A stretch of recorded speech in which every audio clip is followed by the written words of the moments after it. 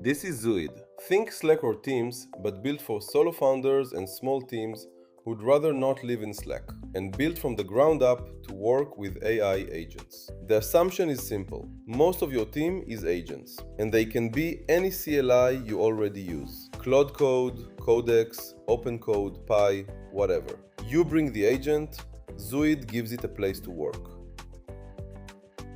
While you work in the web app, and soon a mobile app, your agents connect through the Zooid daemon and you get to choose where that daemon lives. Run it in the cloud, deploy it on EC2, Hetzner, or any VPS, and your agents live there, ready around the clock. Send a message and they wake up and answer even while you're asleep. Or run the daemon on your own computer. Then your agents run locally using your machine and your subscriptions.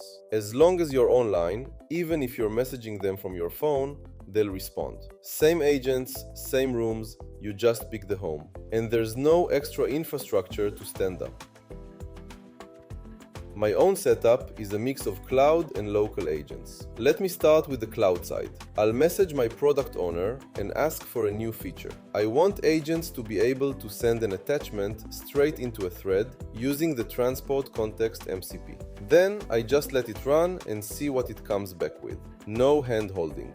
This agent is running DeepSeek on opencode. Right now, DeepSeek is free there, and since this agent isn't writing code, I'm happy to let it run on a lighter model. Watch what it does. It pulls in context, reads our product specs straight from the repo, and finds the transport context MCP I mentioned. So it already knows the feature has been implemented. From there, it lays out a plan for itself, writes up a discussion file, and opens a pull request with it. And notice the interface while it works. Every step is laid out as a card, so instead of squinting at a raw terminal, you get an agent UX that's actually legible and easy to follow. This is the difference between watching an agent and reading a wall of logs. And it's done. It's opened the pull request against our product repo, ignore the slightly ridiculous emoji title it picked, and if I open it up, you can see it already understands the transport context MCP pretty well. What it's for, how it fits, how an agent would use it. Normally, I'd actually review this properly, but let's say I have and I'll merge it. That idea is now captured and in the repo.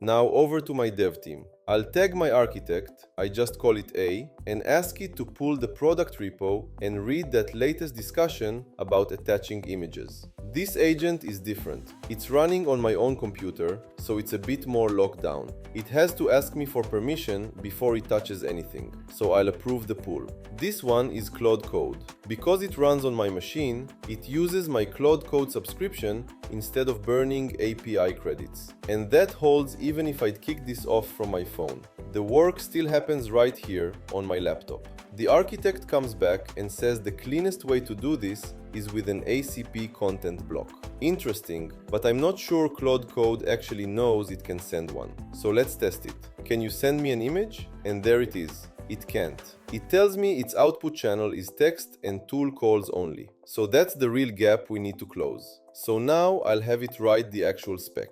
The command I'm running is a skill that lives on my computer. But watch, it syncs straight into the app here, which is served from the cloud. That's the nice part. Even though I'm driving this from my laptop, everything shows up in the shared space. I could invite a teammate into this exact room and we'd both be talking to the same agent, side by side, in real time. So I'll tell it, write a spec for the ACP writer based on that discussion. And off it goes, turning a loose idea into a proper written spec. And there are more agents where these came from. I've got Scout, who crawls Reddit for me, finding threads where people are discussing tools like Zooid or wrestling with problems Zooid could solve. Over in the dev team, there's a dedicated coding agent too. So the architect is Claude Code running Opus, the coder is Sonnet, though honestly I'm thinking of swapping that one over to GLM. A small mixed team of humans and agents, all in one place.